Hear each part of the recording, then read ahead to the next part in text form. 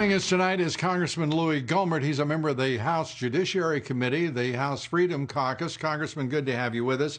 I want to start with Lindsey Graham saying, great to have you, saying that that he just can't abide the president's ban on immigration restrictions when the president is doing so because of a national emergency and 30 million Americans out of work.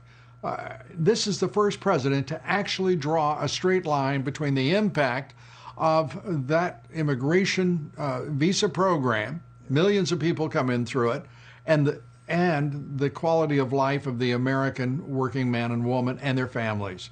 Your thoughts? Well, he's right when he said, Senator Graham, when he says it'll hurt the economy, he's right.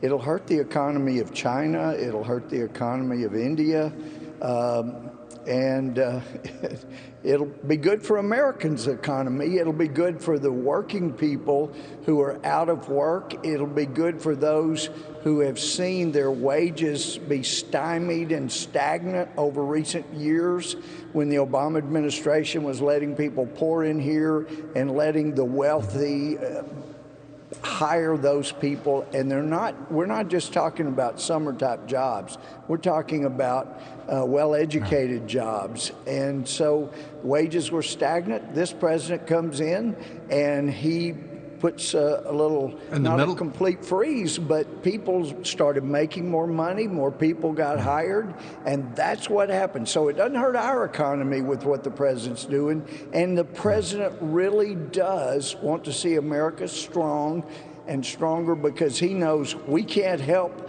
other countries unless we're strong. I want to put up a full screen. I just think this is interesting on Elon Musk, of all people, saying very much disagree with this action. In my experience, these skill sets are net job creators. Visa reform makes sense, but this is too broad. Now, there's a man lining up with the establishment with some weasel words. He's a clever fellow, and that was a clever piece of writing. Yeah. The fact of the matter is that you don't have to be the sharpest economist in Cambridge, Massachusetts to understand that this is protecting American workers. We've had 45 million people applying for unemployment benefits over the past 13 weeks, and thank God half of them are back to work. He is doing his level best to put America first, to hire American so that we can buy American. And that's why we saw not the normal, the new normal under Obama, but the normal under President Trump is 3% plus growth and soaring markets and soaring wages for our middle class. Exactly. And it is interesting. I had not seen that Musk said that.